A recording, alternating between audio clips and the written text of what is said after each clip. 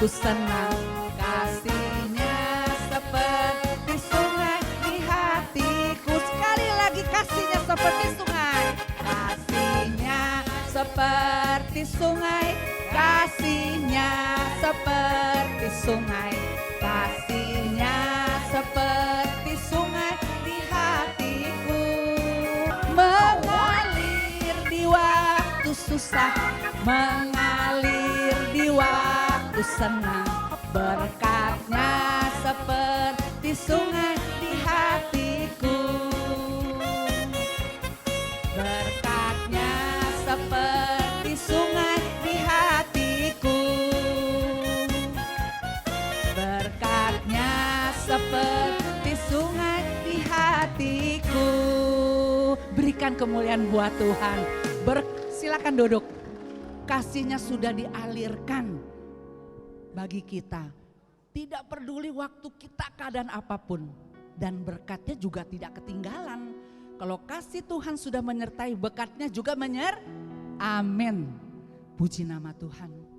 Kita patut bersyukur dan terima kasih kepada Tuhan. Kalau pada pagi hari ini, mungkin tadi kita berpikir, pergi enggak ya? Tapi Roh Kudus yang baik hati itu, Tuhan yang senantiasa menyertai kita, selalu mendorong kita untuk selalu dekat dengan Dia. Amin. Iya. Terbukti bahwa Bapak Ibu semua hadir di tempat ini. Karena bukan kekuatan kita, tetapi karena kasih Tuhan. Maka patut kita bersyukur. Kita mau katakan kepada Bapa kita, banyak yang sudah Dia perbuat bagi kita. Apa yang kita mau sampaikan? Syukur dan terima kasih. Kita katakan sama-sama.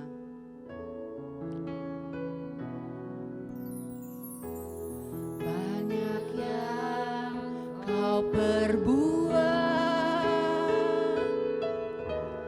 di dalam hidupku. Kasih-Mu sempurna,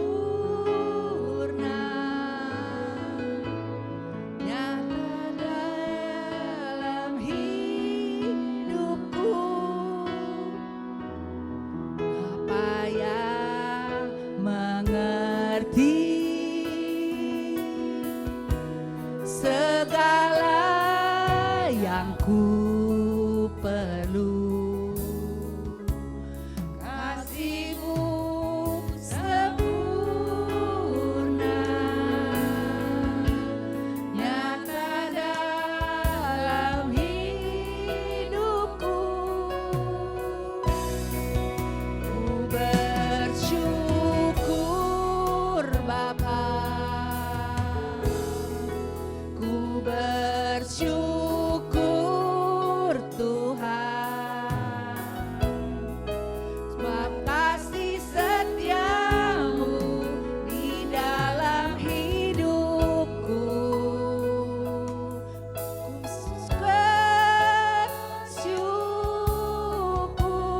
Ku bersyukur. Syukur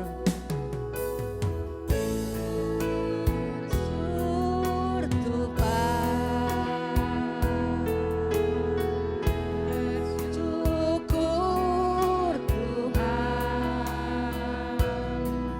buat kasih setia-Mu di dalam hidupku.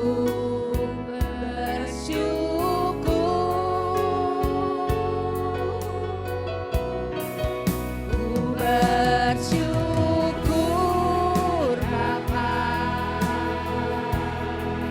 ku bersyukur Tuhan buat kasih setia-Mu di dalam hidupku. Ku bersyukur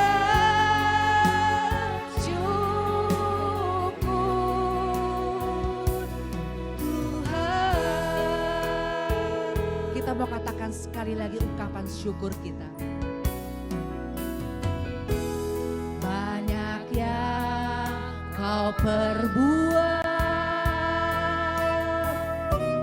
di dalam hidupku.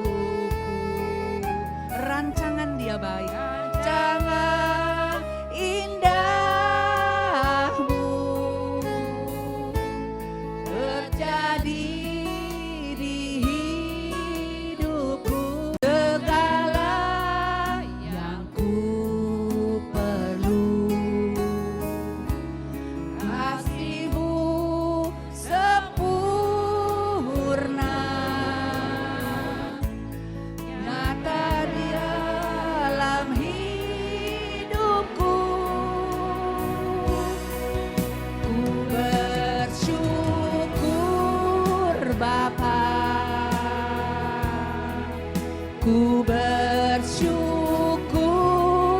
Tuhan buat kasih setiamu di dalam hidupku. Ku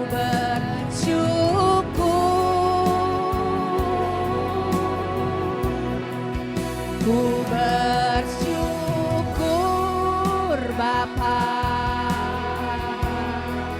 Ku bersyukur Tuhan buat kasih setiamu di dalam hidupku. Ku bersyukur. Ku bersyukur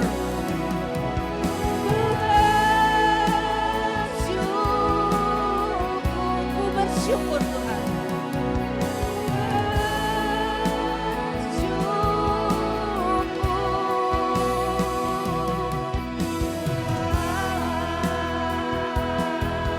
Mari kita sama-sama bersyukur pada Tuhan. Kami bersyukur Tuhan karena kasih anugerah-Mu. Ya Tuhan, terima kasih Tuhan. Kami boleh ada di tempat ini karena kebaikan.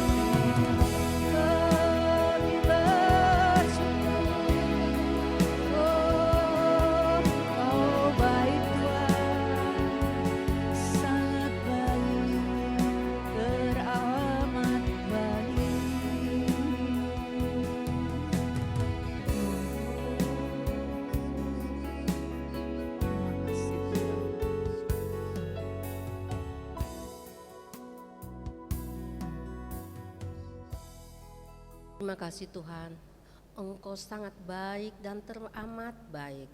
Pagi yang indah ini Engkau kumpulkan kami anak-anak-Mu untuk memuji dan memuliakan nama-Mu. Terima kasih Tuhan. Kami perlu dan kami butuhkan. Bapa, tak lupa juga di hari masa Prapaskah ini, kami juga mau mengakui segala kelemahan dan kekurangan kami, bahkan dosa kami. Ampuni kami Tuhan, orang yang berdosa ini. Biarlah Bapa, segala pengakuan yang ada di mulut bibir kami ini, Engkau yang akan melepaskan, membebaskan, dan memberikan damai, sukacita, dan senantiasa selalu dekat kepada Engkau. Kiranya Tuhan, kami mau serahkan semua ini ke dalam tangan-Mu. Karena dari awal, pertengahan sampai akhir, Engkau yang pimpin. Engkau yang mempunyai persekutuan ini Tuhan. Karena itu kami mau percaya Engkau yang beracara. Kemuliaan pada Bapa, Putra dan Roh Kudus. Seperti pada permulaan, sekarang, selalu, dan sepanjang segala abad. Amin. Bapak Ibu yang terkasih, Tuhan sangat baik, mengantarkan, bahkan mau memberikan, Tuhan sungguh memberikan kuasanya dan juga mukjizatnya, kebaikannya untuk saudara kita, Martin. Saat ini dia ada di hadapan kita bersama dengan semuanya. Perkenalkan, nama saya Martin. Ya, saya ingin menceritakan kesaksian kebaikan Tuhan dalam hidup saya, ya, yang menurut saya pun ini mujizat Tuhan ya. Mujizat Tuhan mungkin bagi kebanyakan orang ya, sembuh dari penyakit, kanker, penyakit kronis apapun ya kan, mengalami terobosan keuangan ya kan, pernikahannya diselamatkan dan ya itu juga mujizat. Tetapi mujizat yang saya alami, yang akan saya saksikan ini adalah bagaimana Tuhan melepaskan saya dari kebiasaan buruk, ya, yaitu dari mantan pecandu narkoba, ya, dan menjadi pengedar. Ya, saya mulai jatuh ke dalam dosa narkoba sekitar tahun 2003, ya. Ketika itu baru lulus SMA, seperti biasa salah pergaulan, ya, dikasih gratis dan akhirnya menjadi seorang pecandu. Dan semakin dibiarkan, keadaan saya tentunya semakin lebih buruk. Ya, pekerjaan saya berantakan, hubungan saya dengan Tuhan sudah pasti rusak, hubungan keluarga rusak, keuangan saya berantakan, dan semuanya berantakan. Ya, sampai dipecat berapa kali dari kantor, tapi karena anugerah Tuhan dapat pekerjaan baru, kemudian saya tidak lepas dari kebiasaan buruk saya sampai akhirnya dipecat lagi. Dan kemudian pada tahun 2013 orang tua saya memasukkan saya ke panti rehabilitasi secara paksa. Ya. Dan di dalam rehab pun ya mau nggak mau saya bertobat. Kurang lebih 8 bulan saya keluar, tetapi pertobatan saya tidaklah sungguh-sungguh. Ya, setelah saya keluar pun saya jatuh lagi ke dalam narkoba dan lebih buruk. Yang tadi hanya memakai jenis ekstasi, setelah keluar rehab saya memakai jenis sabu, ya, lebih parah lagi. Dan itu hampir setiap hari ya saya konsumsi, ya kan, sampai saya sudah diterima kerja pun berantakan lagi, uang kantor saya pakai, dan pada akhirnya saya dipecat. Kemudian saya tidak punya uang untuk memakai narkoba, dan pada akhirnya saya menjadi seorang pengedar, ya, hanya karena untuk memakai barang tersebut, ya. Terus berjalannya waktu, ya kan, saya tidak bisa keluar dari kebiasaan buruk saya ini. Orang tua saya juga pusing, khawatir, ya. Selama itu kami selalu mengandalkan kekuatan sendiri, kekuatan manusia yang bisa dibilang terbatas, ya. Sebab firman Tuhan juga berkata, terkutuklah orang yang mengandalkan kekuatan manusia atau kekuatan dirinya sendiri, ya. Dan kita juga sudah mempunyai ayat, ya, kalau bisa multimedia ditampilkan Matius 11 ayat 28.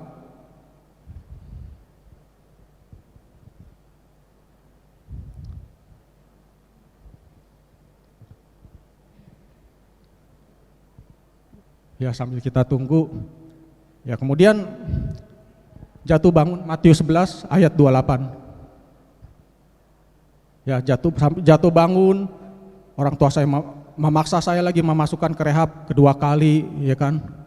Dan akhirnya baru sebulan saya keluar, dan akhirnya saya jatuh lagi ke dalam narkoba dan kemudian tertangkap polisi, ya, dari tim Polda. Nah, inilah ayatnya, ya, saya bacakannya.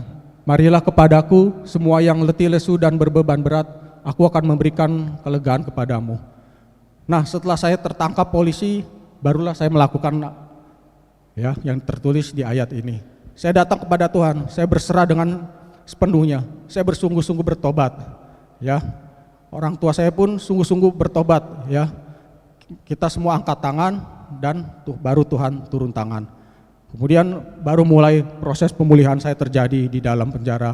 Saya mulai datang ibadah, saya mulai baca firman, ya. Itu pun banyak hambatannya, ya. Di dalam penjara pun ini udah bukan rahasia umum, masih ada narkoba di dalam. Bulan keempat atau kelima saya mulai jatuh lagi, jatuh bangun. Sampai pada akhirnya saya ditolong Tuhan lagi. Ya, saya dipindahkan ke lapas di daerah Jawa Tengah yang bisa dibilang lebih teratur, ya, hidup saya. Saya bisa fokus ibadah, saya bisa lebih sering datang kepada Tuhan, dan akhirnya Tuhan pun mengubah hati saya, ya, mengubah hidup saya melalui firman Tuhan, ya. Tuhan menuntun saya membaca firman Tuhan dalam ibadah yang disediakan lapas. Seminggu 4 kali saya terus datang, saya sungguh-sungguh baca dan merenungkan firman. Ya, puji Tuhan, hidup saya pun berubah. Bukan hanya lepas dari narkoba, tetapi Tuhan mulai mengajarkan saya bagaimana caranya saya mengasihi, ya, bagaimana saya tidak hidup dalam egois, ya, bagaimana saya bisa mengampuni sesama, bagaimana saya bisa memberi, ya. Semua itu iman timbul dari pendengaran dan pendengaran akan firman Kristus seperti yang ditulis di kitab Roma oleh Rasul Paulus. Dan itu saya lakukan.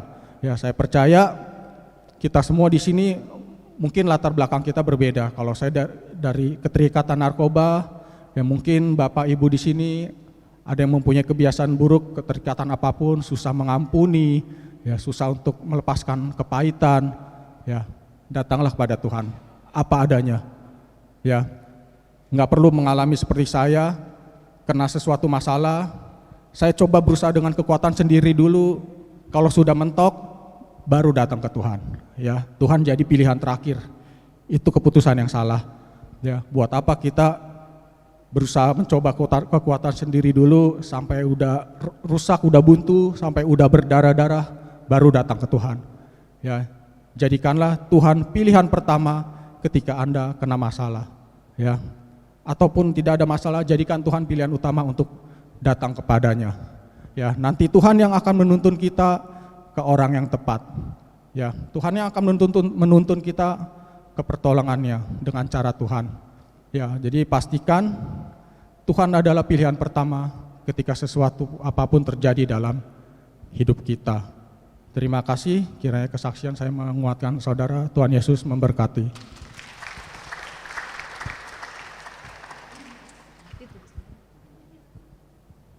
Puji Tuhan, anak-anak Tuhan yang luar biasa.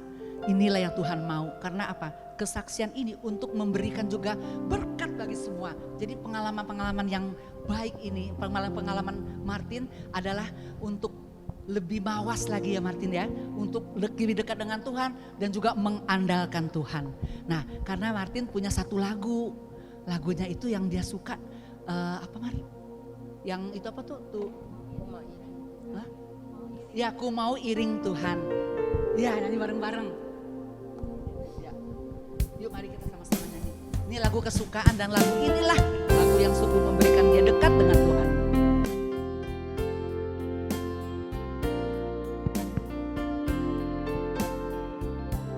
Saat sunyi, saat sepi, ku merenung nasib ini. Sesungguhnya hidup ini tak berarti tanpa salib Tuhan bersamaku. Sungguh aku menyesali akan hidupku begini. Ku abaikan kasih setiamu, hidup dalam dosa penuh nista. Kali ini Tuhan, ku mau iring Tuhan, memikul salibmu dengan sejuta harapan.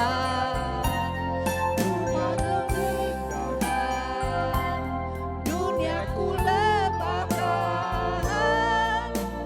mau ikut bersamamu Tuhan. Sekali lagi.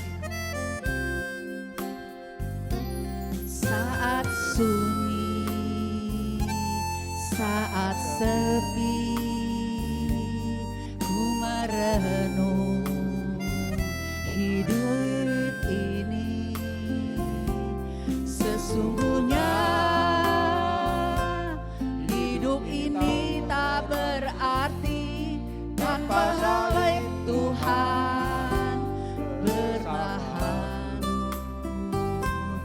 Sungguh aku menyesali akan hidupku begini.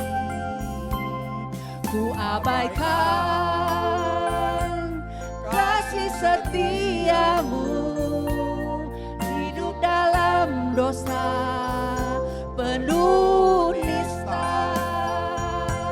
Kali ini Tuhan, ku mau iring Tuhan, memikul salibmu dengan sejuta harapan. Ku meranai korban, dunia ku lepaskan,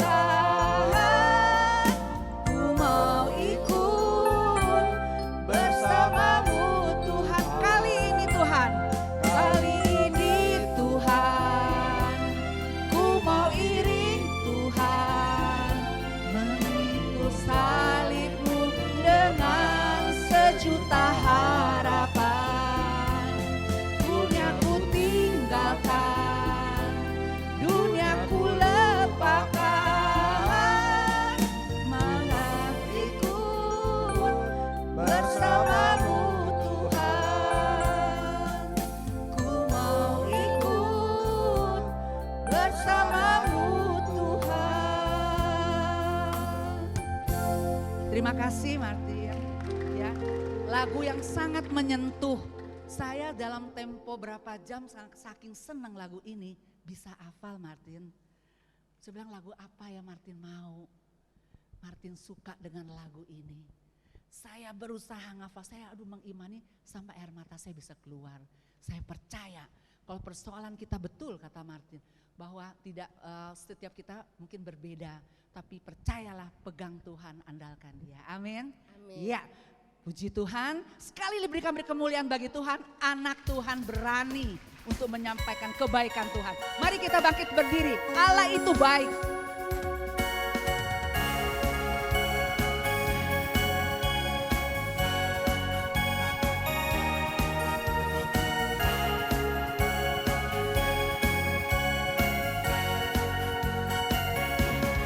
Allah itu baik, sungguh baik bagiku, ditunjukkannya kasih setianya.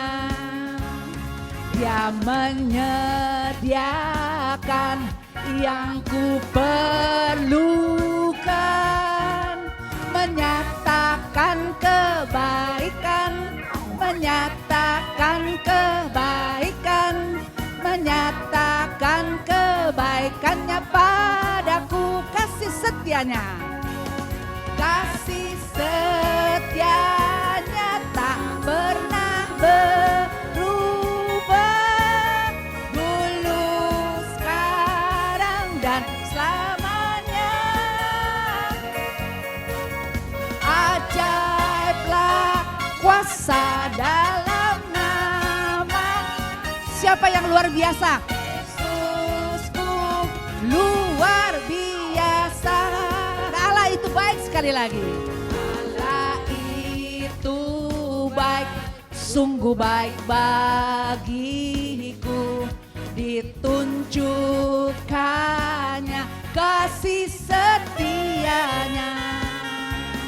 Dia menyediakan yang ku perlukan,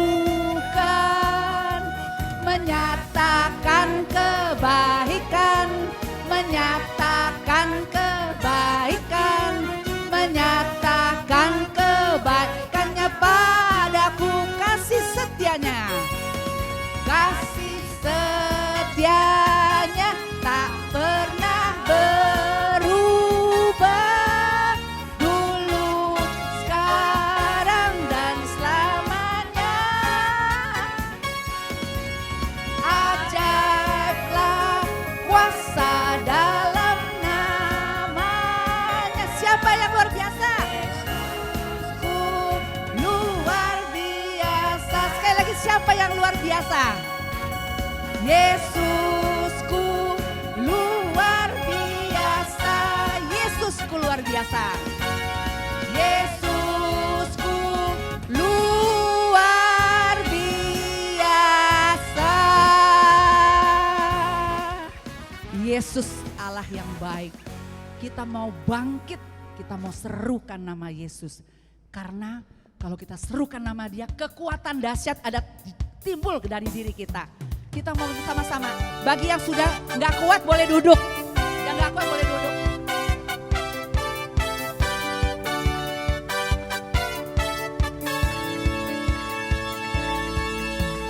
Bangkit, serukan nama Yesus. Yesus maju, nyatakan kuasanya.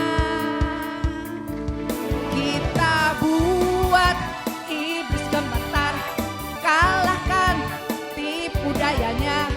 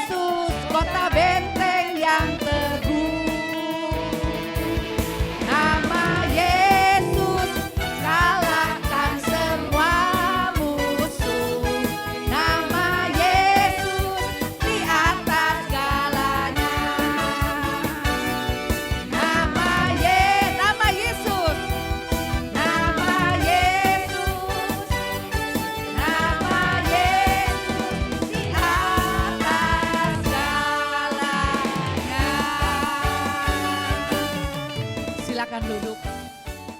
Tapi kita mau berani untuk berlari bersama dengan dia. Kita mau katakan nama Yesus itu emang dasar segalanya. Saya yakin dan percaya Bapak Ibu semua terbangun imannya. Karena apa? Yesus tidak pernah meninggalkan kita. Apapun keadaan kita, tidak. Mungkin kita lengah, tapi dia tidak pernah lengah akan hidup kita, akan diri kita. Saat ini kita mau menyembah dia. Kita mau katakan, biarlah penyembahan ini sebagai pujian bagi nama Tuhan.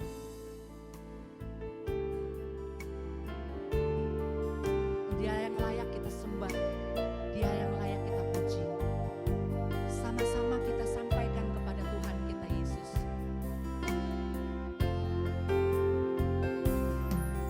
Sungguh indah tiada taranya, sungguh mengabdi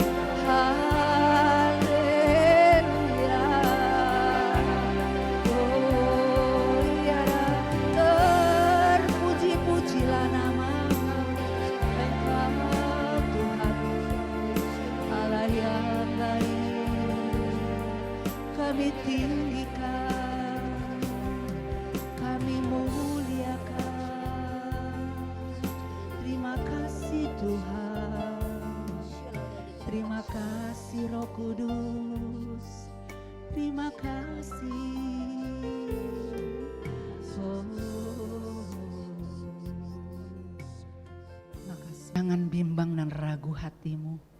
Percayalah, aku akan senantiasa selalu bersama dengan engkau apapun keadaanmu. Terima kasih Tuhan. Terima kasih ya Bapa.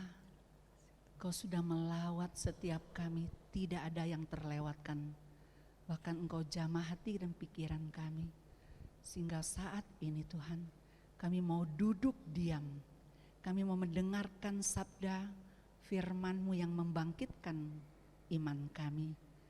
Memberikan kelegaan dalam hidup kami dan melakukan yang Kau inginkan dalam kami. Bapa, kami bersyukur kalau saat ini Engkau, anak-Mu yang terkasih, Pak Thomas Suraya, akan menyampaikan sabda Tuhan. Berkati urapi Bapa, sehingga sabda ini menjadi berkat bagi kami semua.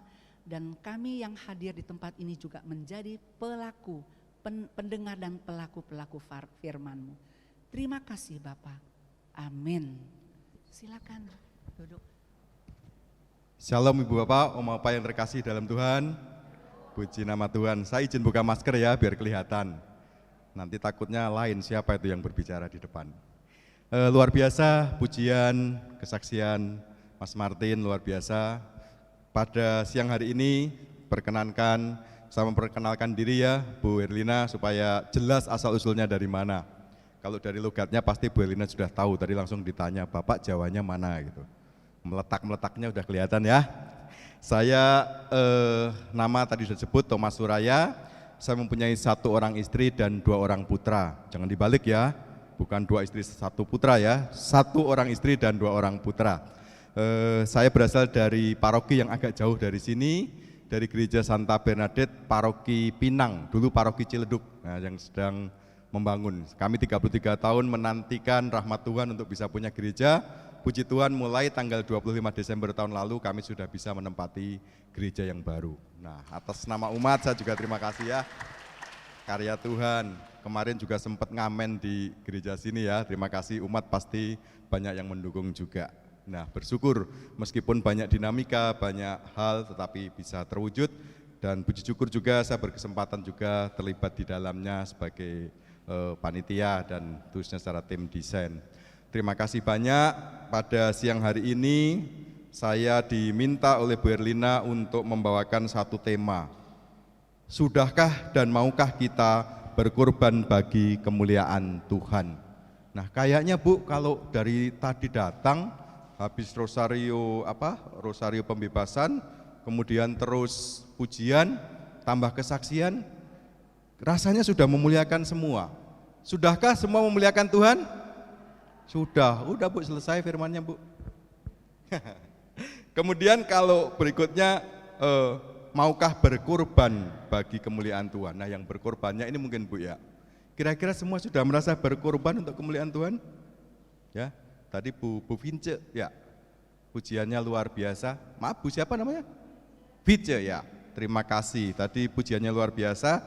Kita akan baca sabda Tuhan dari 2 Korintus 11, 7-33. Tapi mungkin untuk menghemat waktu, saya ambil dari ayat 23 saja, izin ya Bu Erlina.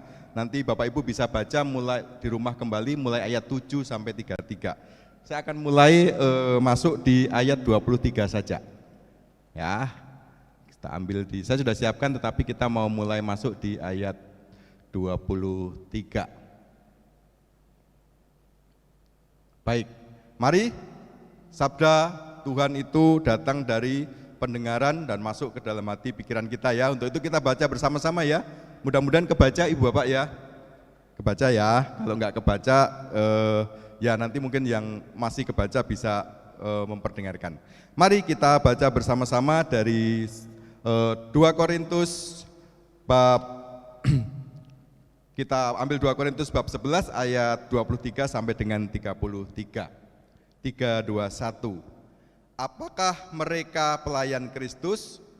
Aku berkata seperti orang-orang gila, aku lebih lagi, aku lebih banyak berjerih lelah, lebih sering di dalam penjara, didera di luar batas, kerap kali dalam bahaya maut.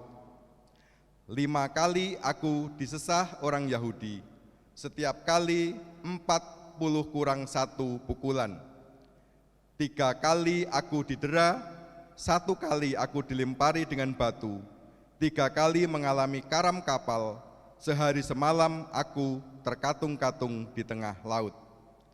Dalam perjalananku, aku sering diancam bahaya banjir dan bahaya penyamun, bahaya dari pihak orang-orang Yahudi dan dari pihak orang-orang bukan Yahudi, bahaya di kota, bahaya di padang gurun, bahaya di tengah laut, dan bahaya dari pihak saudara-saudara palsu. Ayat ke-27 kita baca bersama ya. Aku banyak berjerih lelah dan bekerja berat, kerap kali aku tidak tidur. Aku lapar dan dahaga, kerap kali aku berpuasa, kedinginan dan tanpa pakaian.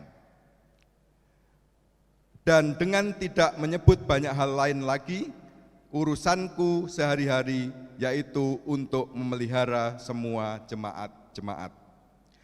Jika ada orang merasa lemah, tidakkah aku turut merasa lemah?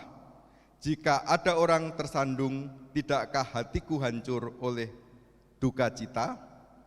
Jika aku harus bermegah, maka aku akan bermegah atas kelemahanku. Selanjutnya ayat 31.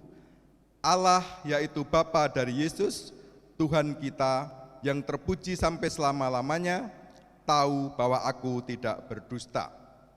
Di Damsyik, wali negeri Raja Aristas menyuruh mengawal kota orang-orang Damsyik untuk menangkap aku.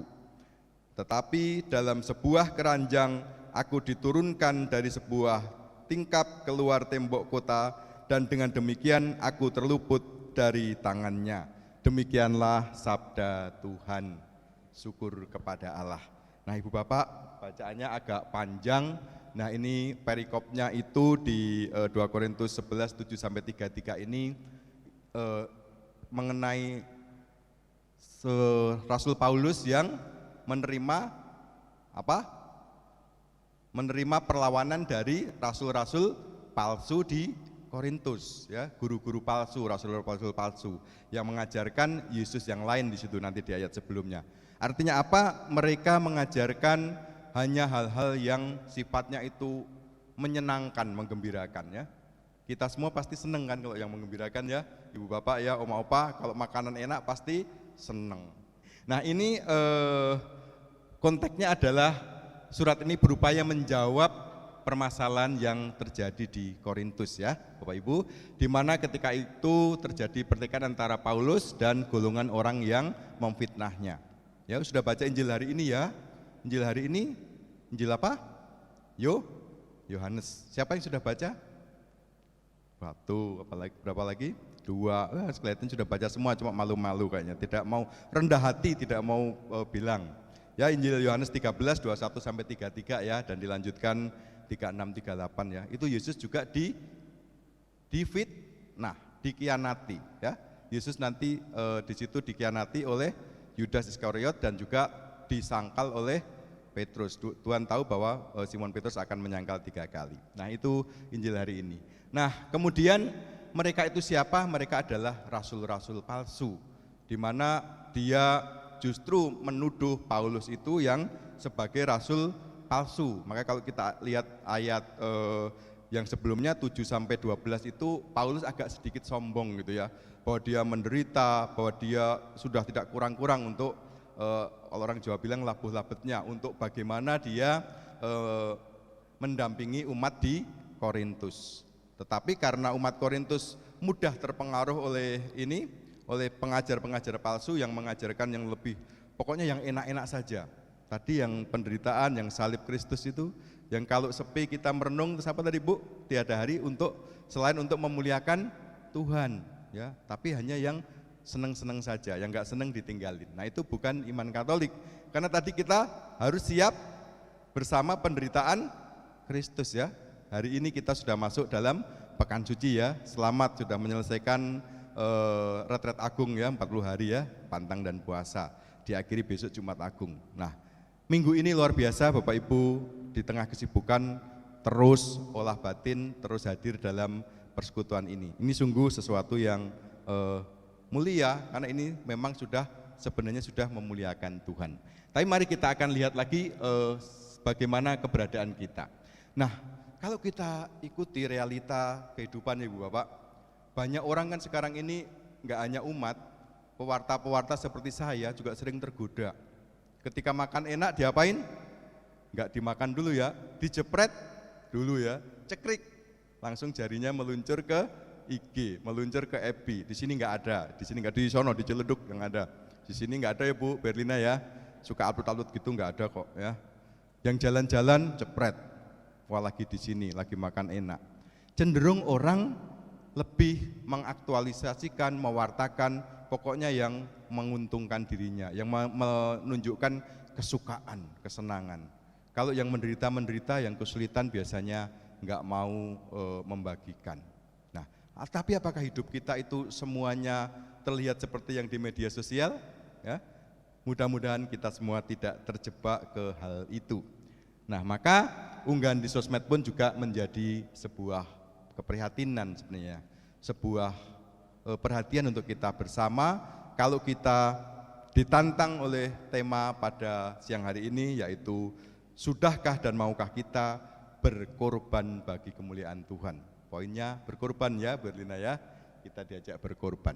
Nah, sekarang kita mau belajar dari Rasul Paulus. Semua pasti kenal ya, Paulus yang dulunya namanya siapa? Saulus. Bayangkan kalau tadi Mas Martin, Pak Martin, ada perubahan dari jatuh ke dalam dosa narkotika, akhirnya berubah, bangkit ya, dan bahkan saya yakin sekarang ini lebih mendalami firman Tuhan, hidupnya lebih dekat lagi dengan Tuhan, meskipun melalui peristiwa yang tidak mengenakan. Paulus juga kurang lebih seperti ini. Paulus kalau latar belakangnya kan orang pinter itu ya, dia kan punya guru yang hebat ya, Gamaliel ya, dia ahli di Yahudi ya, dia seorang rabi ya, seorang rabi yang begitu mumpuni. Nah, Paulus juga punya guru dia, secara latar belakang dia punya pendidikan latar belakang yang baik ya, kaum Farisi, kaum ahli Taurat yang sungguh mendalami ajaran-ajaran Yahudi. Nah, dalam perjalanannya kita ingat bahwa Saulus ketika berjalan ke Damsik akhirnya bertemu dengan Yesus kan, melihat Yesus dan sempat menjadi buta. Nah, bayangkan seorang Saulus yang awalnya dia itu sebagai musuh yang memusuhi umat Tuhan, tiba-tiba berubah menjadi pewarta sabda, menjadi pembawa kabar sukacita. Tadinya itu musuhnya Yesus istilahnya, yang murid-muridnya Yesus dia musuhin semua kan, bahkan dia bunuh ya, itu tiba-tiba menjadi seorang pewarta. Mudah enggak kira-kira Ibu Bapak? Enggak ya, kepercayaan itu tentu tidak mudah. Maka Paulus dalam perjuangannya sungguh menjadi seorang rasul yang luar biasa, pewarta gereja yang luar biasa ya. Nah, kalau Paulus mengalami banyak jerih lelah, maka kalau tadi kita kebanyakan orang-orang yang di luar sana senangnya upload yang baik-baik, makanan ya, upload yang rekreasi kemana, mungkin kalau Rasul Paulus hidup sekarang ini kira-kira uploadannya Paulus seperti ini Bapak Ibu. Hari Senin dia katakan karam dari kapal ya. Seninnya dia karam kapal. Kemudian Selasanya apa? Puasa karena tak ada makanan. Tadi kan kita dengarkan sering tidak makan. Kemudian hari Rabunya apa?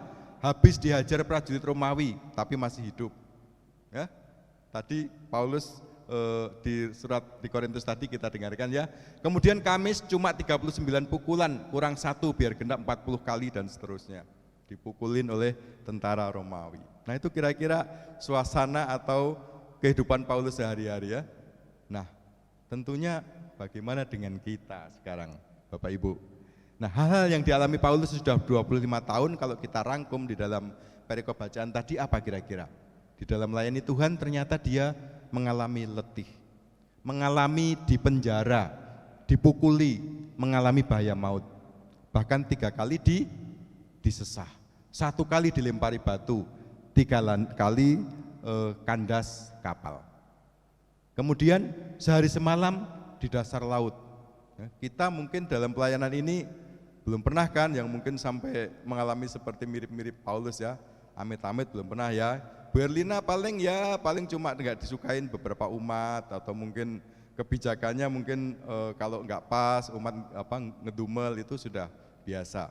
Saya juga kebetulan hampir 6-7 tahun mungkin koordinator Bu, jadi sama kurang lebih dunia pelayanan di kita seperti itu. Tapi di sini baik-baik semua Bu, saya yakin.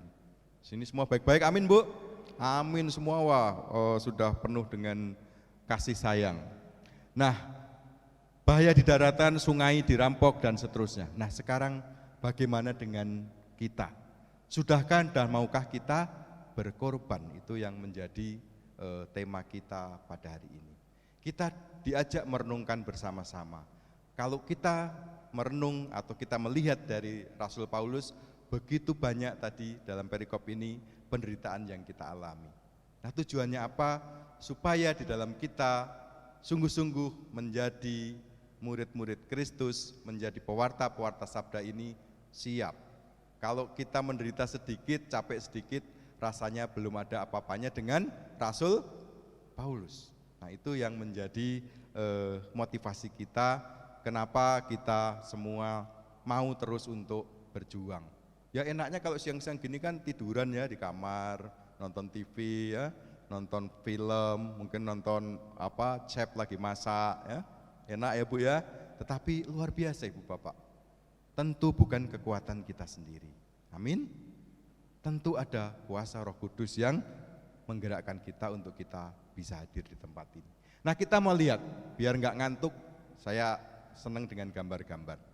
Ini ada 2 gambar kambing ya, sama-sama mau menyeberang tetapi hanya ada satu lintasan, satu kayu di atas kali. Nah, kira-kira supaya si kambing ini saling bisa lewat, apa yang harus dilakukan? Ada yang mau sharing bisa jawab? Salah satu mengalah caranya, Bu Erlina? Ya? Wah, bukan mobil kijang Bu, dia nggak bisa mundur, dia maju terus. Nah, belum, ayo ada lagi yang punya kira-kira apa supaya bisa lewat? Ayo, ini nggak ada gigi R-nya Bu, pokoknya nggak bisa mundur ya. Kalau binatang maju terus karena nggak punya spion, nggak punya ini, jadi dia nggak bisa mundur ya. Ini, kira-kira apa? Ayo, ada yang bisa ini? Bisa bantu saya? Ayo Bu. Tepuk tangan untuk Ibu. Ibu siapa? Ya, Ibu, kita tepuk tangan sekali lagi. Yang satu harus menunduk, membungkuk. Tadi kalau kurang dengar, yang satu ini salah satu harus mau menunduk. Ini harus mau membungkuk dulu, salah satu. Supaya yang satu bisa lewat di atasnya. Nah, Bapak Ibu, kita jangan kalah sama kambing ya. Amin. Saya nggak ngatain kambing lu Berlina, besok nggak jangan dipanggil dia kurang ajar, orang tua ngatain kambing gitu. Enggak ya, ini sebuah ilustrasi bahwa kita mudah mengingat. Kebetulan saya tadi ngobrol sama Bu Erlina, satu profesi Bu ya di dunia desain. Saya bekerja di konsultan desain, di arsitek interior. Ternyata Bu Erlina ini bahkan lulusan Jerman arsitek ya. Jadi kita senang dengan visual-visual itu karena gampang diingat. Nah, Ibu Bapak, bayangkan kalau kambing itu nggak mau ngalah, salah satu ada yang merunduk, akhirnya pasti akan jatuh ke sungai. Kita nggak mau jatuh ke sungai kan, kalau misalnya nasibnya seperti kambing. Nah, di dalam pelayanan kita juga, di dalam memuliakan Tuhan, tentu juga ada tantangan Ibu Bapak, ada perjuangan. Maka diperlukan tadi yang namanya kerendahan hati. Karena kerendahan hati itu adalah dasar pokok kita untuk bisa kita menuju kepada rahmat Tuhan.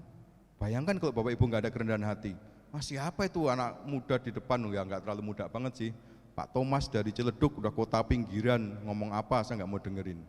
Ya, kalau nggak ada kerendahan hati, males mending lihat hal-hal yang lain. Tetapi saya yakin karena ada kerendahan hati, Bapak Ibu mau belajar bersama-sama. Karena sabda Tuhan itu pedang bermata 2. Untuk saya boleh belajar lagi, juga untuk Bapak Ibu. Jadi ini betul bahwa salah satu harus mengalah. Maka di dalam setiap perjuangan hidup kita, dimanapun kita berada, ketika terjadi sesuatu yang tidak mengenakan, sesuatu yang terjadi sedikit konfrontasi, maka diperlukan pribadi yang berani mengalah. Kalau bapaknya udah mulai Pak Martin ya mungkin udah mulai agak angker gitu, ibunya harus banyak senyum. Baliknya kalau ibunya banyak menyanyi, bapaknya juga harus mulai diem, menyanyi dalam nada tinggi maksudnya ya. Menyanyi dalam nada tinggi, mulai marah-marah maksudnya. Jadi itu saling pengertian di situ diperlukan. Baik. Nah, ada lagi ini. Kadang-kadang kita disediakan berkat bagi Tuhan. Tetapi mungkin kita ada keterbatasan.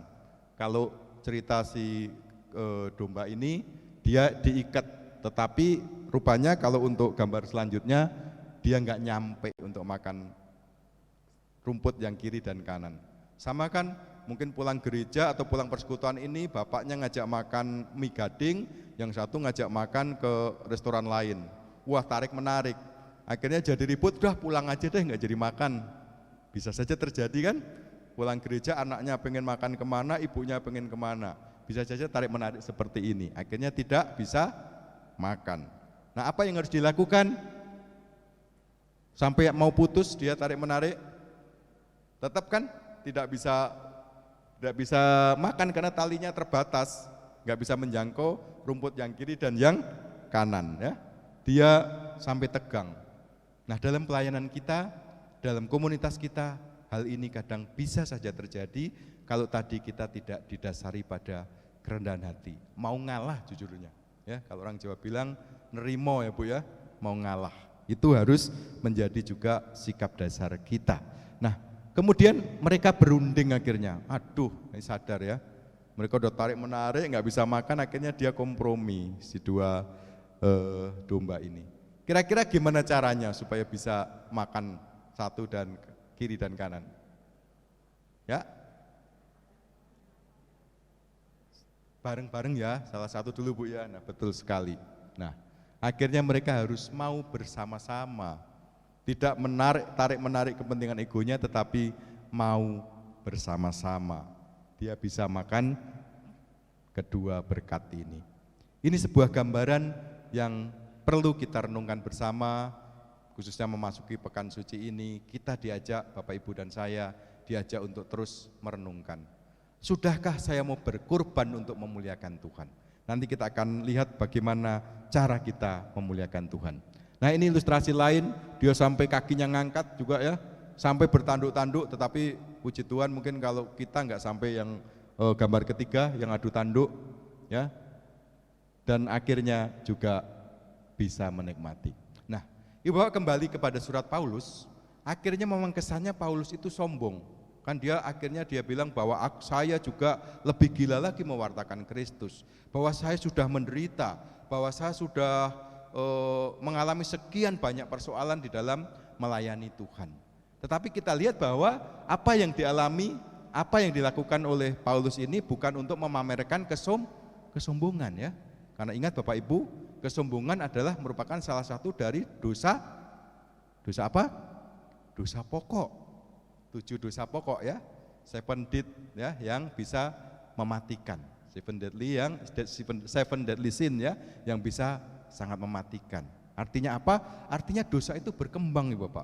Kalau orang sudah sombong kan, terus akhirnya ujung-ujungnya ngelihat yang lain itu, siapa lu, suaramu jelek, nggak nyanyi, saya yang bagus.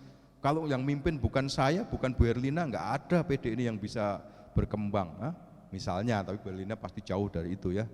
Nah, kadang kalau kesombongan sudah masuk ke dalam kita, maka melahirkan tadi, melihat sesama itu jadi tidak setara, tetapi dia lebih di bawah kita. Nah, itu membawa kita ke dalam dosa-dosa yang lainnya, maka disebut dosa pokok. Nanti di tema lain mungkin bisa kita bawakan. Nah, meski sudah melayani Tuhan, apakah Paulus terbebas dari masalah? Nah, apakah Bu Herlina setelah menjadi koordinator PDPKK dan suaminya juga menjadi koordinator terus tidak ada masalah? Enggak ada Bu. Senyum Ibu, mudah-mudahan senyumnya benar enggak ada. Atau senyumnya ngeledek saya, enak aja kata Pak Thomas, orang sama aja gitu ya. Sama, karena di dalam kita semakin dekat dengan Tuhan itu juga terus diuji kemurnian kita. Jadi demikian halnya bahwa Paulus juga tetap memiliki banyak godaan, banyak tantangan. Tetapi yang membedakan, Paulus tetap mempunyai roh yang menyala-nyala. Dia terus semangat, dia tidak gentar. Menghadapi berbagai tantangan, dia tetap mau berkorban untuk mewartakan Tuhan. Nah, ini yang menjadi catatan kita. Nah, tadi Paulus begitu gencar mewartakan sabda Tuhan, begitu semangat. Karena dia punya keyakinan, Bapak Ibu, punya kesadaran bahwa apa yang dialami dasarnya adalah pengorbanan Kristus di bawah kayu salib, yang nanti kita akan bersama-sama kenangkan di ibadat Jumat Agung. Sebentar lagi ya, ini momen yang pas, bahwa pengorbanan Kristus di kayu salib. Ia menyadari bahwa setiap orang yang mau hidup beribadah di dalam Kristus Yesus akan menderita aniaya. Di 2 Timotius 3 ayat 12. Nanti bisa dibaca di rumah lagi. Jadi siap-siap bahwa kita ini semua pengikut-pengikut Kristus juga pasti akan siap mengalami penolakan. Ibu Bapak, saya sharingkan saya itu di paroki Pinang, yang dulu paroki Ciledug, 33 tahun Ibu Bapak. Sudah pernah peletakan batu pertama di tempat lain, di demo. Kami akhirnya cari lokasi lain lagi. Sudah tiang panjang Ibu Bapak, batal lagi karena di pengadilan kita kalah. Nah, puji Tuhan baru kemarin pas pandemi teman-teman panitia makin gencar mendekati masyarakat, dan dengan berbagai cara akhirnya masyarakat memberikan dukungan 60 KK lebih sehingga sudah cukup untuk syarat itu. Dan puji Tuhan kami bisa memiliki gereja. Kami mengalami dari diaspora, dari rumah ke rumah ibadatnya, dari gedung pertemuan ke gedung pertemuan, ya. Dari sini diusir ke sana, pindah lagi. Jadi benar-benar seperti domba di tengah-tengah serigala. Padahal teman-teman kita yang ngusir itu bukan serigala, orang nggak punya taring. Dia wajahnya bagus-bagus, halus-halus, tapi ternyata mau ibadat tetap nggak boleh. Nah, itu masa lalu kami. Jadi betul bahwa dalam memuliakan Tuhan ini juga perlu sebuah perjuangan, tidak mudah. Tapi kita punya keyakinan seperti Rasul Paulus bahwa pengorbanan Kristus di bawah kayu salib itu yang memberikan kekuatan untuk ibu bapak dan saya. Nah, saya juga sharing lanjutan, dalam pandemi tidak luput juga. Meskipun dari tahun 95 saya aktif melayani Tuhan di Dewan Paroki Harian, di Kepemudaan, di Persekutuan Doa, PDKK, di Pewartaan, tetap saja virus corona mampir juga ke tempat saya. Nah, itu saya sempat abadikan. Istri saya merawat kami bertiga Ibu Bapak.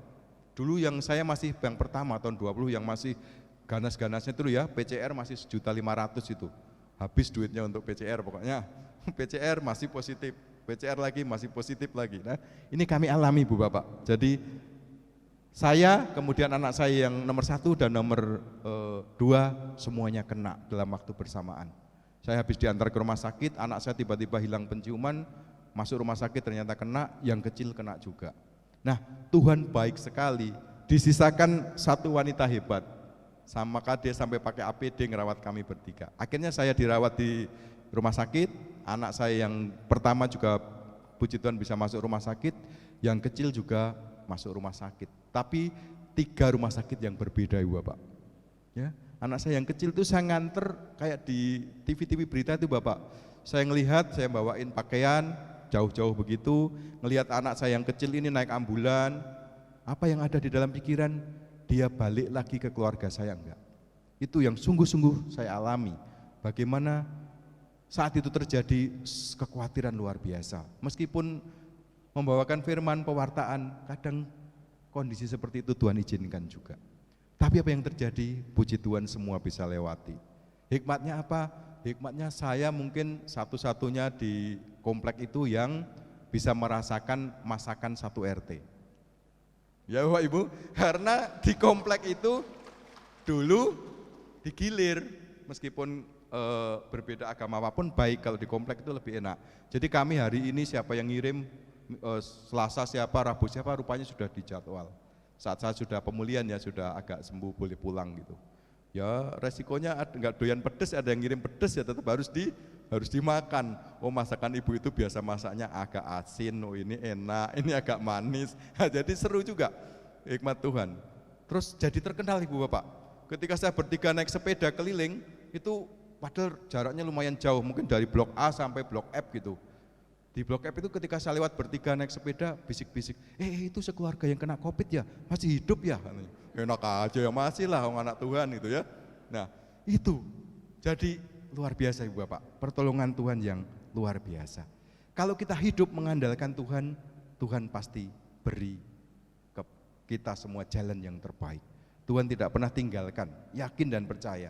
Itu sering kami alami. Baru juga hari Rabu kemarin saya alami, nanti saya lanjutkan sharingnya. Nah kita lihat dulu, nah hakikat tujuan hidup kita apa sih sebenarnya? Ada yang mau sharing tujuan hidup kita apa? Mungkin saya tutup dulu sebelum masuk sini. Apa kalau ditanya Bu, kira-kira tujuan hidup Ibu Wince apa? Ayo. Tujuan apa ya? Tujuan hidup dekat dan memuliakan Tuhan. Amin. Dekat dan memuliakan Tuhan. Tapi pasti yakin dekat terus Bu sama Tuhan ya. Nah sudah memuliakan Tuhan tadi katanya, kuncinya. Nah pasti semua kalau ditanya pengen bersatu dengan Tuhan? Pengen ya. Nah kalau pengen bersatu dengan Tuhan artinya kan kita harus kenal. Nah cara kenal Tuhan ya pasti lewat sabdanya. Nah kita lihat bahwa memuliakan Tuhan bukan berarti membuat Tuhan lebih mulia. Karena Tuhan itu sudah sempurna, sudah bahagia sempurna. Kalau Bapak Ibu baca di Katekismus Gereja Katolik artikel 1 itu berbicara bahwa Tuhan itu dari awalnya sudah sempurna, sudah bahagia. Jadi nggak usah Bapak Ibu tepuin tangan, nggak usah Bapak Ibu angkat tangan, puji-puji juga Tuhan itu sudah mulia. Amin. Ya, jadi nggak nambah kemuliaan Tuhan. Nah kalau gitu ya sudah Pak, kita bubar aja pulang, nggak usah doa. Nggak juga ya. Yang perlu itu sebenarnya kita. Ibarat Tuhan itu cahaya, kalau kita memantulkan cahaya Tuhan kan Tuhan nggak lebih pantulannya ini nggak lebih terang dari cahaya aslinya kan? Misalnya ada cahaya terus saya pantulkan dari kaca cermin, kan pasti cahayanya lebih kuat dari yang memantulkan. Konon kalau bulan itu hanya 8% memantulkan sinar matahari. Jadi tidak hanya nyanyi-nyanyi, tidak hanya doa rosario, tidak hanya APP, kita memuliakan Tuhan itu di segala aspek kehidupan. Kalau kita tema beberapa tahun lalu kan Laudato Si, ya. Kalau kita belajar dari Santo Fransiskus Assisi, dia bisa bahkan memberkati apa? Ngobrol dengan binatang. Dia bahkan memberkati burung-burung yang burung-burung lagi kumpul, dia berkati. Yang terkenal lagi dia menjinakkan apa? Serigala. Dia jinakkan tuh serigala yang mengganggu kota, dia jinakkan, dia berkati, diajak ngobrol, bahkan dia ada perjanjian, nanti baca ya yang kisahnya Santo Fransiskus Assisi, bahkan si serigalanya ngulurkan kaki depannya, Santo Fransiskus Assisi juga ngulurkan tangannya buat perjanjian. Kamu jangan ganggu penduduk kota ini lagi, maka penduduk kota itu konon menyiapkan makanan, bergantian juga kayak tadi saya jadi serigala disiapkan makanan oleh warga RT gitu ya. Nah serigalanya tidak mengganggu penduduk kota itu. Itu yang dilakukan oleh Santo Fransiskus Assisi. Artinya apa? Bahwa melalui alam, melalui ciptaan kita juga diajak untuk memuliakan Tuhan. Dengan membuang sampah dengan benar, dengan kita menolong sesama, dengan kita mencintai alam kita, itu juga cara memuliakan Tuhan. Jadi ketika relasi kita dengan sesama mendatangkan kebahagiaan, itu yang bahagia tidak hanya sesamanya, tetapi Tuhan juga bahagia. Maka memuliakan Tuhan juga melalui ini segala aspek kehidupan. Hidup yang menjadi berkat, berintegritas, kesaksian dan teladan. Nah, Pak Martin tadi melalui kesaksian pun sudah jelas memuliakan, begitu baik Tuhan ya. Coba kalau enggak Pak Martin tadi terus mengandalkan kekuatannya sendiri, enggak jadi ya Pak Martin ya, enggak bisa duduk di sini. Tapi karena mengandalkan Tuhan, maka ketika kita sudah angkat tangan, Tuhan akan turun tangan. Kalau tadi Pak Martin bilang mengandalkan diri sendiri, ya terus saja jatuh Pak ya. Udah ini duitnya habis, ngedarin habis lagi, ya. Diuber-uber nggak jelas ya, semua keluarga hancur. Tetapi Tuhan tidak mau lihat anak-anaknya bersedih. Karena itu maka Tuhan pasti akan menopang, Tuhan akan menolongnya. Nah, orientasi hidup kita harus sungguh tertuju kepada Tuhan. Nah, terputus kayaknya Bu ya. Maaf, mungkin Boleh di-enterkan Bu? Sepertinya ininya tidak sampai receivernya Bu kayaknya. Oh sudah Bu, terima kasih. Oh ibunya pergi ikut putus di sana. Nah, hakikat tujuan hidup kita, Allah menghendaki agar manusia hidup bahagia dan dengan demikian mengambil bagian dalam kebahagiaannya. Jadi kita memuliakan Tuhan itu karena memang Tuhan menghendaki kita hidup bahagia. Seperti tadi di Katekismus Gereja Katolik artikel 1, Tuhan itu dari awalnya sudah sempurna bahagia. Maka Tuhan ingin manusia yang tercerai-berai karena dosa itu juga mengalami kebahagiaan. Dan nanti pada akhirnya dia akan bersatu dengan Allah. Itu yang menjadi cita-cita Tuhan. Nah, kebahagiaan manusia diperoleh dengan mengenal, mengasihi dan melayani Allah. Nah, melayani Allah kan kita nggak bisa langsung kayak dalam perjanjian lama dulu ya. Tuhan dalam persembahan datang ya. Tidak seperti itu, tapi melayani Tuhan ya tentu dengan sesama. Saya yakin dan percaya Ibu Bapak pasti di sini sudah melakukan itu.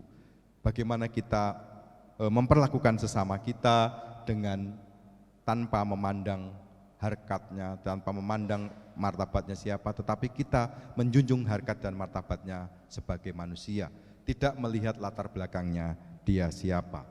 Nah, Ibu Bapak yang dikasih Tuhan, Matius 5:16, demikianlah hendaknya terangmu bercahaya di depan orang supaya mereka melihat perbuatanmu yang baik dan memuliakan Bapamu yang di surga.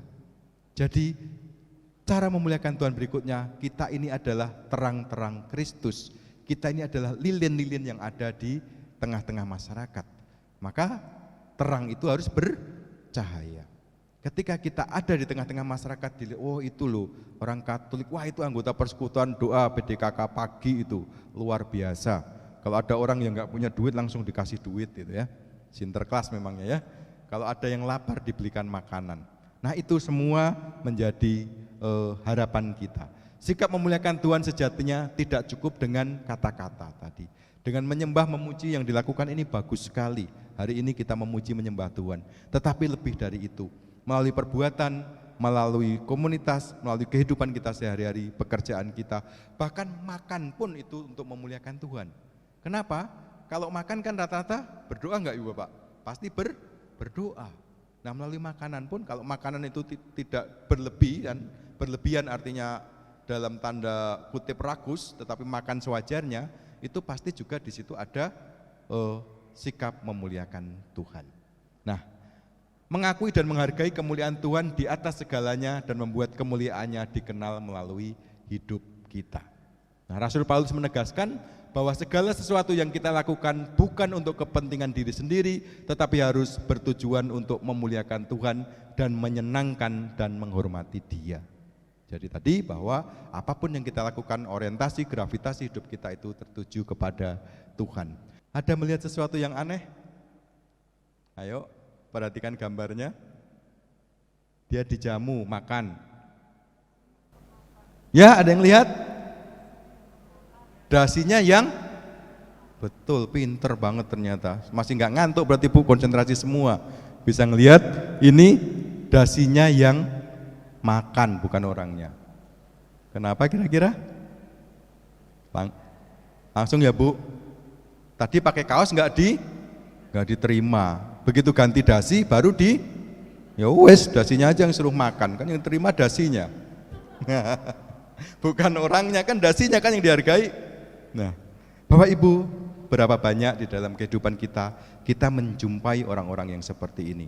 Sekali lagi di sini nggak ada ya, di pinggiran Tangerang sana jauh pokoknya, di pinggir-pinggir.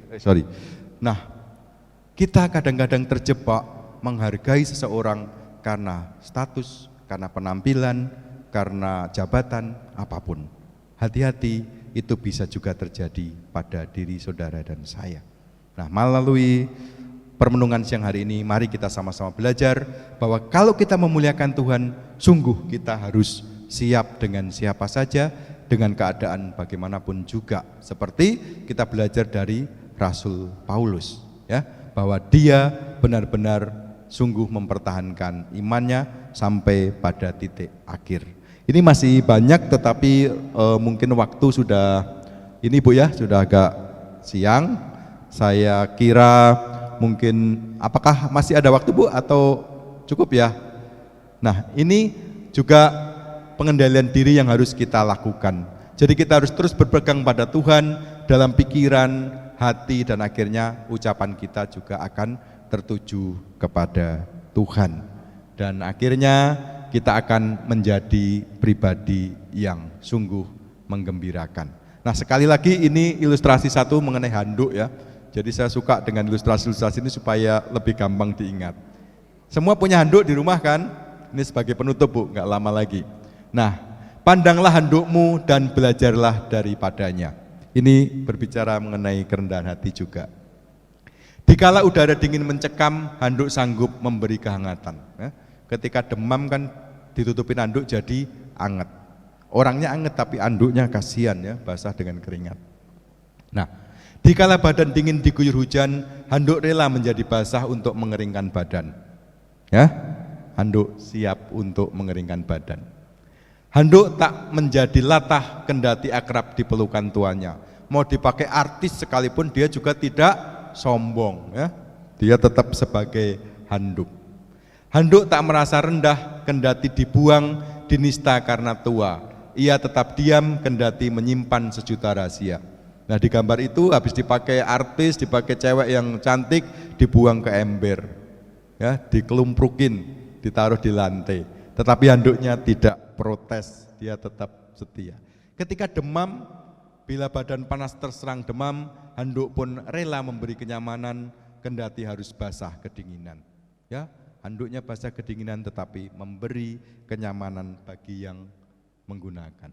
Nah, akhirnya dicantelin di pohon, dicantelin di pagar terakhirnya, ya. Dan bila handuk renta dimakan usia, ia rela disobek untuk apa saja, ia pun dengan gembira dibuang bila yang baru datang menggantikannya. Ya. Dalam pergaulan, dalam komunitas, kalau ada yang muda terus berkarya, ada yang datang, maka yang senior siap mendampingi. Tidak terus-terusan berada di dalam puncak apapun juga, di pelayanan apapun, itu menjadi inspirasi kita. Oh Tuhan, jadikanlah aku seperti handuk yang datang untuk melayani, yang tak sombong manja kala dicinta, yang tak patah rendah kala dihina, yang dengan gembira pergi bila yang baru datang mengganti. Demikian kita menjadi pribadi-pribadi yang bahagia, positif, penuh damai sukacita, dapat mengatasi berbagai persoalan. Akhirnya kita punya relasi yang baik dengan Allah dan sesama, dan kita menjadi komunitas yang sejati dan tentu pribadi-pribadi yang harmonis. Sekian, Tuhan memberkati kita semua. Amin. Ya, terima kasih. Mungkin selanjutnya saya boleh mendoakan wujud-wujud untuk hari ini. Baik. Bagi Bapak yang dikasih Tuhan, mari kita berdiri sejenak, kita mau bersama-sama arahkan tangan kita untuk kita mendoakan semua wujud yang ada di tempat ini, kita doakan bersama-sama. Dalam nama Bapa, Putra dan Roh Kudus, amin. Bapa di dalam surga, hamba-Mu berhenti berbicara, tetapi biarlah Tuhan, sabda-Mu terus menjadi rema bagi anak-anak-Mu. Tuhan, biarlah Engkau melihat, Engkau sendiri memandang, Engkau sendiri mengerti setiap tulisan-tulisan yang ada di kertas ini. Hamba tidak mengerti satu persatu, tetapi hamba percaya Tuhan, di dalam nama-Mu ya Yesus Allah yang ajaib, tabib di atas segala tabib, dokter di atas segala dokter, sembuhkan bagi mereka yang sakit, berikan semangat bagi mereka yang putus asa, berikan kelegaan bagi mereka yang dalam kesesakan, berikan jalan keluar bagi mereka yang sedang dalam persoalan apapun, baik ekonomi, baik kesehatan, baik relasi dengan siapapun. Tuhan mau pulihkan mereka. Datanglah kepadaku yang letih lesu dan beban berat, kepadamu akan kuberikan kelegaan. Biarlah itu kami imani Tuhan, dan saya yakin dan percaya Engkau akan mengabulkan setiap permohonan-permohonan yang ada di tempat ini Tuhan. Biarlah Engkau yang melihat dengan seluruh kasih-Mu yang luar biasa Tuhan, sehingga Engkau mengabulkan setiap permohonan-permohonan ini. Biarlah umat-Mu yang punya kerinduan apapun yang ditulis melalui kertas ini, Tuhan berkati, Tuhan berikan yang terbaik, dan Tuhan kabulkan setiap permohonan dari anak-anak-Mu ini. Terima kasih Tuhan, terima kasih. Engkau Allah yang kami puji dan kami sembah. Engkau Allah yang ajaib, Engkau Allah yang agung, Engkau Allah sumber sukacita kami. Allah yang layak kami muliakan dan kami sembah di sepanjang hidup kami. Terpujilah nama-Mu kini dan sepanjang segala masa, yang bersama Bapa bersatu dalam Roh Kudus, hidup dan berkuasa kini dan sepanjang segala masa. Amin. Dalam nama Bapa, Putra dan Roh Kudus. Amin. Terima kasih, Tuhan memberkati.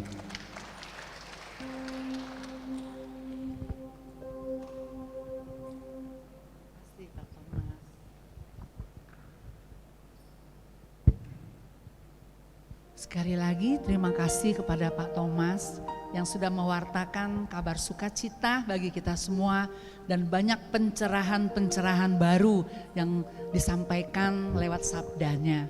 Dan betul sekali apa yang disampaikan dengan Pak Thomas, itu semua urutannya untuk kita di dalam hidup kita lebih maju. Lebih maju, tidak lihat ke belakang, tapi yang belakang buat pengalaman untuk lebih maju lagi kita. Terima kasih, Tuhan berkati Pak Thomas. Mari saat ini kita mau memberikan yang terbaik buat pelayanan di tempat ini. Kita menaikkan pujian.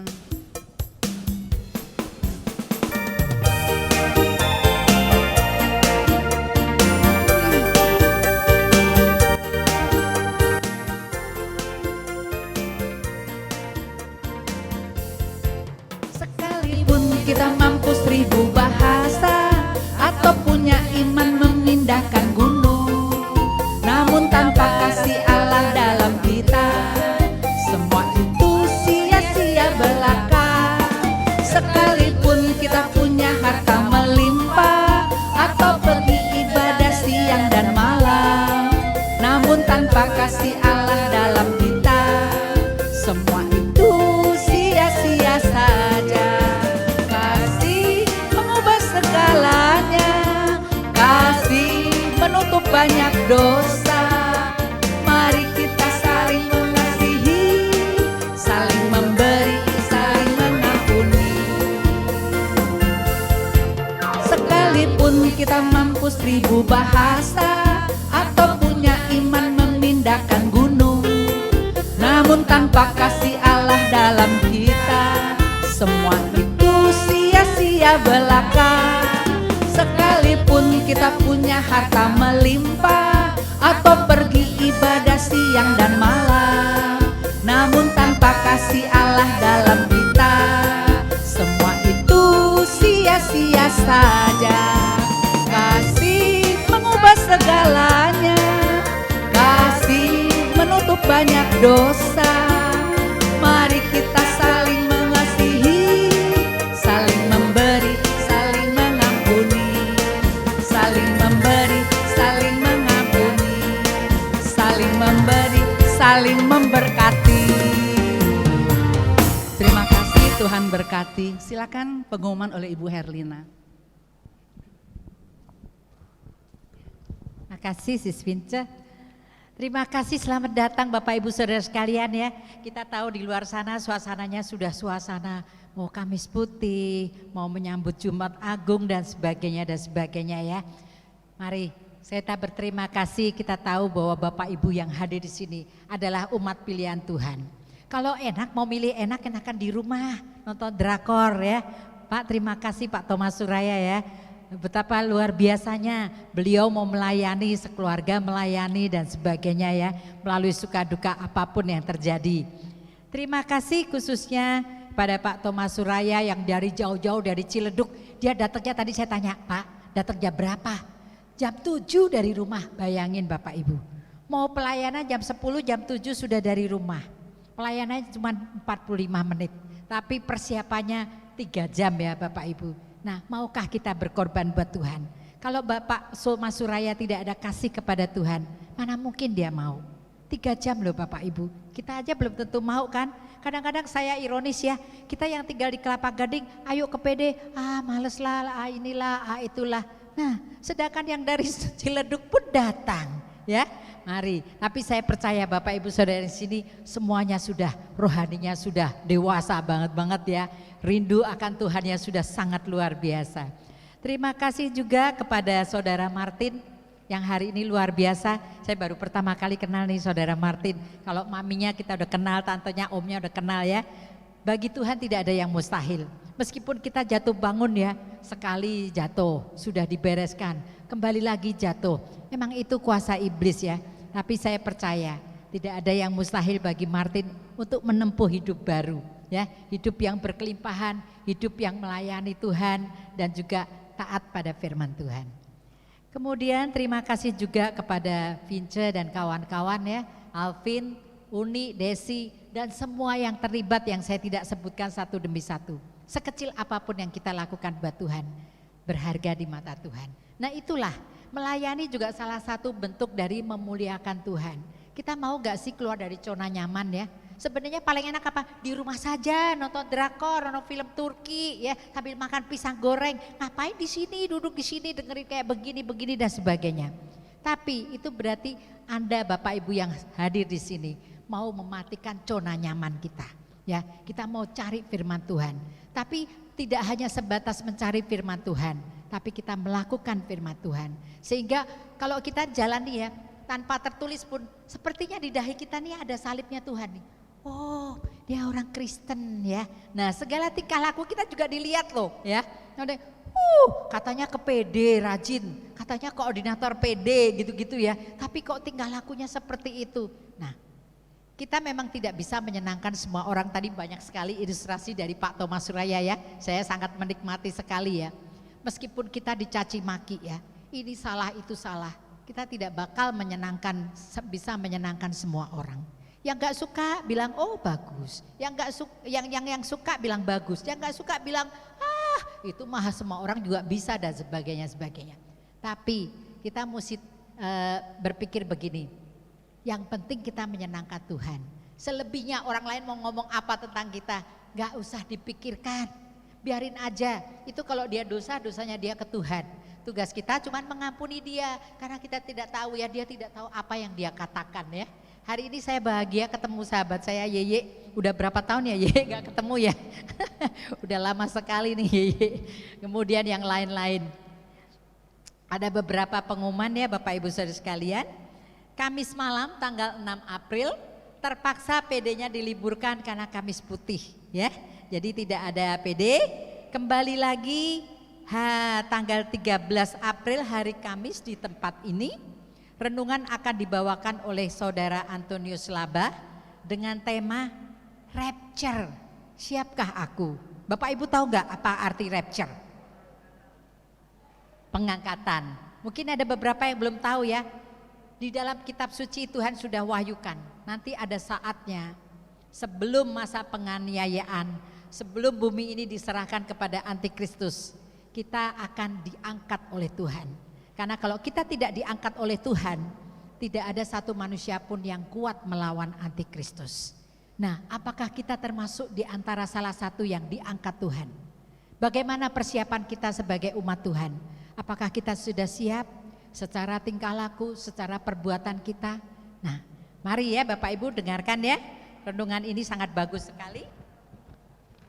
Kemudian hari Selasa pagi tanggal 11 April di tempat yang sama di sini kita akan ada renungan yang akan dibawakan oleh Bapak Billy Haryanto dengan tema berusahalah menjaga kekudusan dan murnikanlah hatimu. Ini juga bagus ya temanya. Kenapa? Karena kita diajak. Semua arahnya persiapan anak-anak Tuhan untuk menyambut kedatangan Yesus. Datangnya kapan? Kita mau dipanggil Tuhan kapan? Tidak ada yang tahu. Seperti pencuri datangnya ya. Ya siap-siap saja. Kita nggak rugi kok. Kita berbuat baik nggak rugi. Ya, kita melakukan firman Tuhan nggak rugi.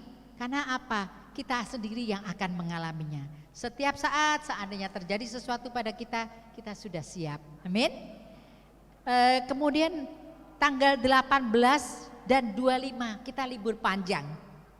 Baik PD pagi, PD malam nih ya, tanggal 18, tanggal 25 April kita libur lebaran bagi Bapak Ibu yang mau liburan, pulang kampung dan sebagainya ya.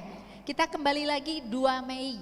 2 Mei kita akan mengadakan misa dan adorasi di Gereja Kim Taegon ya bersama Romo. Nah, selain itu Paroki Santo Yakobus juga sudah lama ya sejak pandemi itu. Paroki juga tahu bahwa begitu banyak masalah-masalah. Dari dulu sudah ada masalah, tapi mungkin karena pandemi masalah bertambah banyak ya. Nah, bagi Bapak Ibu yang berbeban berat, rasanya nggak tahu lagi mau ngapain. Jangan cari dukun, jangan cari Allah lain, jangan jalan pintas yang menyenangkan hati kita. Tapi carilah Tuhan. Lewat apa? Lewat SOS doa. Paroki 1 Yakobus menyediakan SOS doa yang sifatnya rahasia dan pribadi. Itu setiap hari dari jam 6 pagi sampai jam 12 malam. Wow, luar biasa ya. Jadi kita bisa tuh telepon ke sana di 0888508128 ya. Nah, di situ bisa telepon. Oh, sudah tepat sekali ya. Ya, silahkan dicatat. Mungkin Bapak Ibu pengen curhat, pengen apapun ya, pengen mendapatkan solusi atau kekuatan, carilah mereka ya di SOS doa. Kemudian PD Lansia hari Jumat tanggal mana ya? 14 April. Sorry tadi kelewatan ya. Lansia 14 April Jumat kedua jam 10 di Gereja Yakobus di aulanya ya, atau di lantai 3? Di aula lantai 5 ya, Gereja Yakobus, lantai 4 Gereja Santo Yakobus. Renungan akan dibawakan oleh Ibu Ratna Nirmala dengan tema This is Love. Nah, apa itu love ya? Nah, mari Bapak Ibu, bagi Bapak Ibu yang sudah lansia boleh silakan. Kayaknya yang belum lansia pun juga boleh ya. Siapapun yang ingin mendengarkan firman Tuhan, tidak ada aturan dan tidak ada batasannya ya. Kemudian bagi Bapak Ibu yang baru pertama kali hadir pada hari ini ada? Ada? Wow, luar biasa. Selamat datang Bu. Tuhan berkati ya Bu ya. Silakan Bu, terima kasih. Ada lagi yang baru pertama kali? Oh, Martin ya. Selamat datang Martin. Sorry nanti supernanya menyusul lewat Mami ya. Ada lagi yang datang? Tidak ada lagi? Teman Yeye? Pertama kali ya? Hah? Sudah pernah tapi saya baru lihat ya. Selamat datang, terima kasih, Tuhan berkati. Ya, mari Bapak Ibu, kita bisa memuliakan Tuhan dengan banyak cara. Cara yang sederhana apa? Panggil, ajak teman untuk ikut persekutuan doa. Kalau Bapak Ibu merasa diberkati dengan persekutuan doa kita juga harus bagikan ya. Contoh pohon, saya punya pohon di rumah namanya binahong. Binahong itu setengahnya kayak pohon dewa ya, daunnya kecil-kecil kayak daun cincau, mengobati segala macam penyakit. Saya perhatikan kalau saya berbagi nih, daun binahongnya saya bagi-bagi ke orang dan sebagainya, tumbuhnya subur banget, sangat subur sekali. Tapi pada saat tidak ada yang minta lagi karena semua udah punya dan sebagainya, tidak berbagi, dia mulai layu. Seperti laut mati ya, kalau kita bisa membagikan apa yang dia punyai, itu Tuhan tuh akan melimpahkan, jadi seperti air pengalir tuh siklus jalan terus. Ada yang keluar, ada yang masuk. Tapi kalau kita hanya masuk, akhirnya jadilah laut mati ya. Nah Bapak Ibu bisa ayo mulai sekarang cari-cari teman siapa ya. Di sini saya banyak Ibu Krisyanti itu kalau sekali bawa domba berapa? Ansila berapa orang? 5 orang ya? Iya kan? Nih satu RT ya. Saya nyebutnya RT 4 RW 4. Itu satu mobil full dia jemput-jemputin semuanya. Masih banyak yang lain-lain ya. Saya juga kenal tuh yang di Jatinegara, yang di PD Malam juga begitu. Nah, ayolah kita menjadi pelaku firman. Ajak teman-teman supaya teman juga mengalami kasih Tuhan yang luar biasa ya. Bagi Bapak Ibu yang berbeban berat dan ingin didoakan secara pribadi, tim doa kami akan mendoakan Bapak Ibu sekalian. Sekali lagi terima kasih, Tuhan memberkati. Selamat menunaikan Paskah, Kamis Putih, Jumat Agung dan seterusnya. Tuhan memberkati.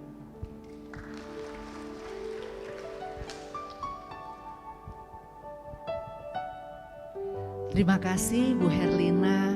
Kita sudah banyak mendengar pengumuman dan saya percaya kalau hari ini bawa 1, besok bawa 2. Kalau udah jadi 3 bisa jadi 6 ya. Jadi itu jadi berkat. Itu satu pelayanan tanpa kita sadari kita memberkati orang lain loh. Ya, kita tanpa kita sadari.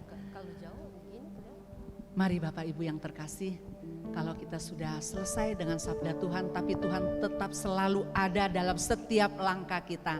Dia tidak berhenti sampai di tempat ini, tapi dimanapun saja kita berada, Tuhan selalu ada. Kita mau doa, kalau awal kita berdoa, saat ini kita juga mau berdoa dan mau mendoakan orang-orang yang perlu didoakan. Bapak yang penuh kasih, kami sungguh bersyukur kalau dari awal sampai dengan selesai persekutuan ini, Kau memberikan banyak pengajaran bagi kami.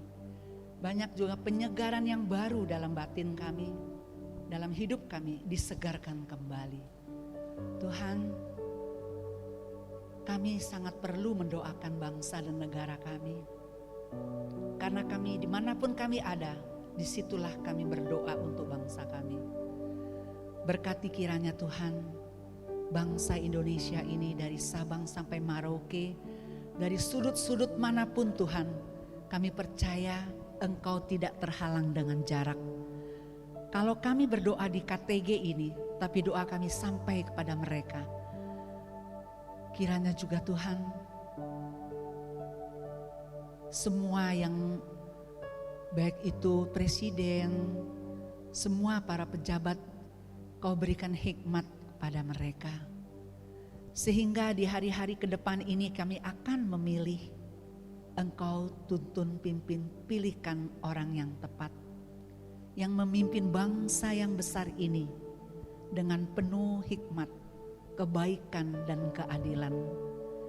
Kami sungguh percaya Tuhan, Engkau mendengarkan setiap doa-doa yang anak-anak-Mu ini sampaikan untuk bangsa ini. Jauhkan perselisihan, jauhkan juga hal-hal yang negatif, karena itu memicu hal-hal juga dan mengganggu kedamaian bangsa ini. Kami percaya Tuhan, apapun kepercayaan kami, tapi secara khusus kami di tempat ini percaya bahwa Engkau Tuhan Yesus Kristus mengasihi setiap umat-Mu yang ada di Indonesia ini. Dan Engkau juga mau mengampuni mereka yang bersalah dan apapun keadaan mereka. Tuhan, kiranya bangkitkan, damaikan bangsa ini, sehingga kami boleh bergandengan tangan tanpa memandang suku, tanpa memandang siapapun kami. Biarlah Tuhan, damai itu hanya ada pada Engkau. Dan Engkau curahkan bagi setiap manusia yang ada di bumi Indonesia ini. Sehingga kami hidup tentram, damai, makmur, dan bersahabat. Marilah kita mohon. Kabulkanlah doa kami ya Tuhan. Bagi pemimpin agama, berkatilah para pemimpin agama dan hamba Tuhan agar dapat memberi pengajaran dan teladan hidup bagi umatnya, agar hidup rukun saling menghargai antara sesama umat beragama. Marilah kita mohon. Kabulkanlah doa kami ya Tuhan. Bapak, kami juga mau berdoa untuk keluarga Pak Thomas Suraya. Keluarga ini melayani Engkau. Urapi dan jamah Tuhan. Dan biarlah pewartaan Pak Thomas semakin boleh mengenal, banyak orang mengenal Engkau, pribadi Engkau Tuhan, dan apa yang Engkau inginkan dalam hidup setiap umat-Mu. Kami menyerahkan juga setiap kami Tuhan, dari yang terdepan sampai yang terbelakang, semua tidak Engkau lewatkan. Jamahlah, urapilah keluarga kami yang ada di rumah, mungkin juga ada yang di luar negeri, mungkin yang sedang bekerja saat ini, yang sedang bersekolah atau kuliah, Engkau melawat juga. Dan lindungilah kami semua, keluarga kami, sehingga kami boleh merasakan Tuhan, bersama dengan Engkau, kami dapat damai, tenang, meskipun gejolak ekonomi, gejolak apapun Tuhan yang kami dengar, mungkin yang kami lihat, tetapi satu yang kami percaya, Engkau menyertai kami. Tuhan Yesus, biarlah berkat-berkat-Mu ini selalu melimpah dalam kehidupan kami, kehidupan keluarga Pak Thomas seluruhnya, keluarga kami masing-masing, dan pelayan-pelayan Tuhan di tempat ini. Kiranya Engkau selalu menyertai dan memberkati kami. Terima kasih ya Bapa atas wujud-wujud doa yang boleh kami sampaikan, terutama juga saudara kami Martin. Terima kasih Bapa, Engkau sudah kembalikan lagi saudara kami ini dengan penuh cinta, dengan penuh kasih sayang. Biarlah Bapa di dalam setiap langkahnya sertai selalu Tuhan, agar kami percaya bagi Tuhan tidak ada yang mustahil. Saudara kami Martin bisa jadi pewarta karena kasih-Mu yang sudah Kau berikan bagi keluarga ini, dan keluarga ini mau melayani Engkau. Terima kasih ya Bapa, demi Kristus Tuhan dan pengantara kami. Amin. Mari kita satukan hati dengan lagu satu pujian, kiranya doa Yabes ini bagus sekali.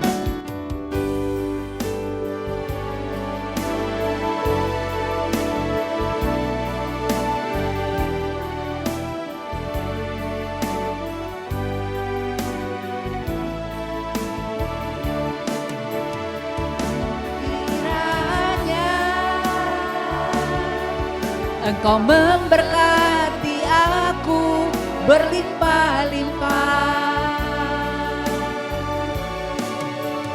dan memperluas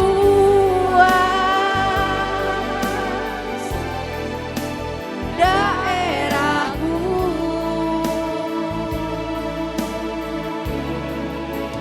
dan kiranya tangan-Mu menyertai aku dan melindungi aku daripada malapetaka, sehingga kesakitan tidak menimpa aku.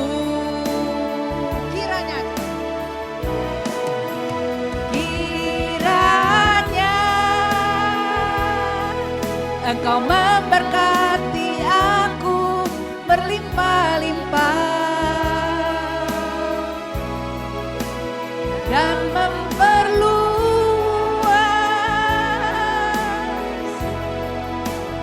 daerahmu,